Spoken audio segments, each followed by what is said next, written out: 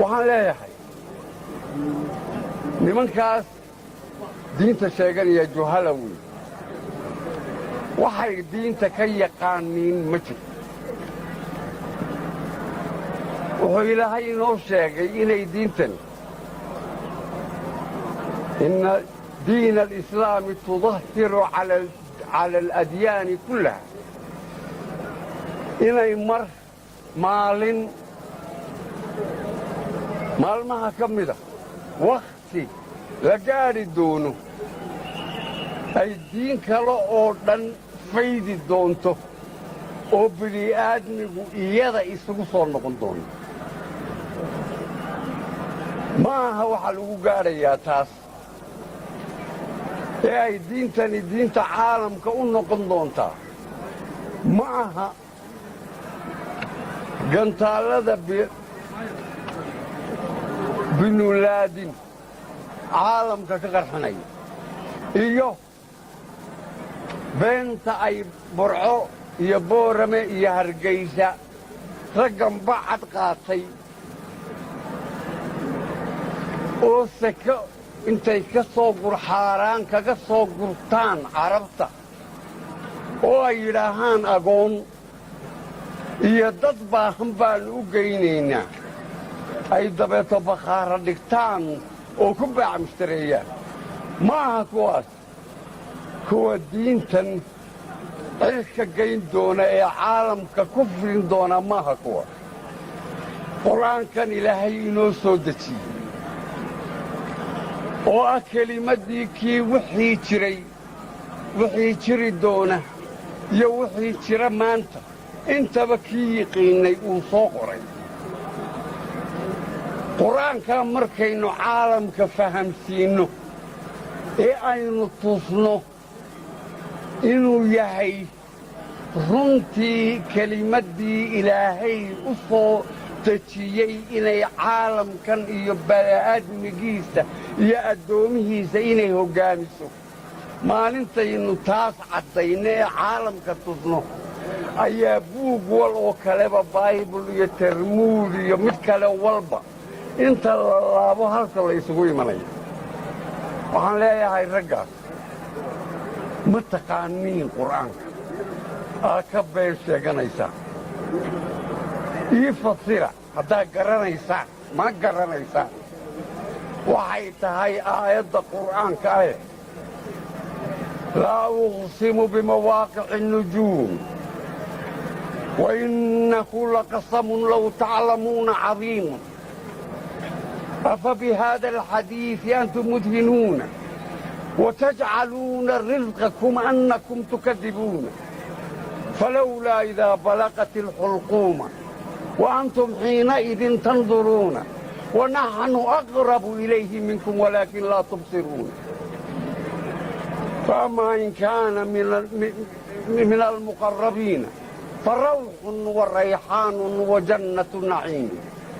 وأما إن كان من أصحاب اليمين فسلام لك من أصحاب اليمين وأما إن كان من المكذبين الضالين فنزل من حميم وتسلية جحيم إن هذا لهو حق اليقين فسبح باسم ربك العظيم سبحان ربنا العظيم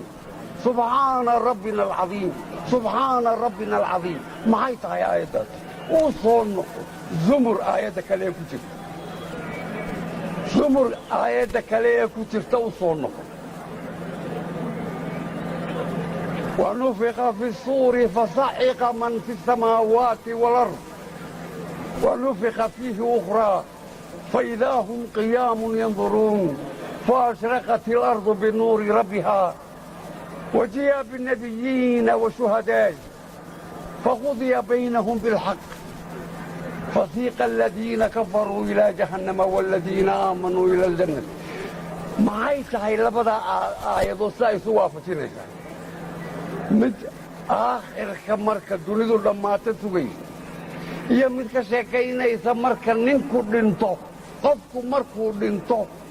waxa dhacaya in halka arrinku dhammaanayo low kaana min almuqarrabiina farawxun warayxaan wain kaana من أصحاب اليمين فسلام لك من أصحاب اليمين وإن كان من المكذبين الضالين فنزل من حميم. ماذا لبضع آية ضد مية خلاف زيه ما تقع من تفسير طول ما قرنيسا جهلاته ما وجدين فين بقى يسنيسان قنبضة عرب كفاله وسنيسان أنك نقصد ميت dadkani dad muslina wey ilaahay bay yaqaaniin nebigiisii bay yaqaaniin meeshay u socdaan iyo waxay u socdaan iyo waxay doonayaan bay garanayaan na dhakri maysaan caalamka islaamka ayaannu ka mid nahay waxaannu ognahay baannu ugu dul qaadanaynaa islaamka daraaddii cadaawad risiq goyn ay risqii ilaahay noo qoray naga xaasidayaan xoolaha iyaga iibsan waayeen intaasaannu diyaar ugu nahay inaannu ugu dul qaadanno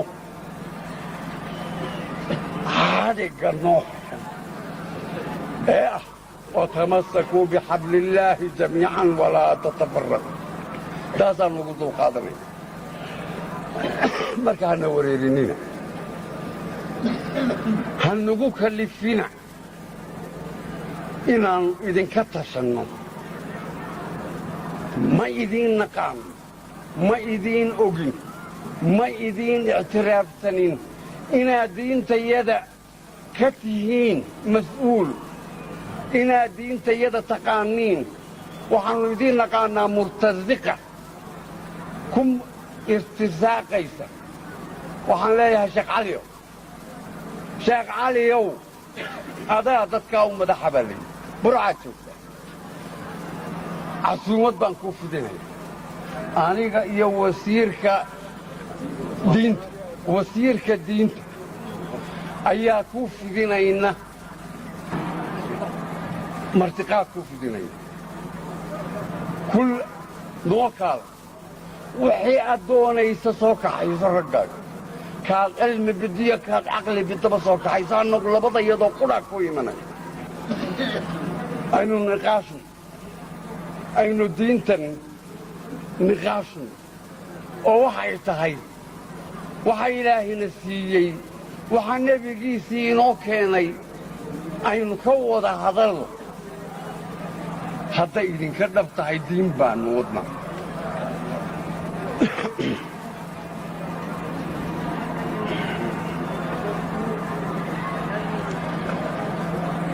intaasaan ku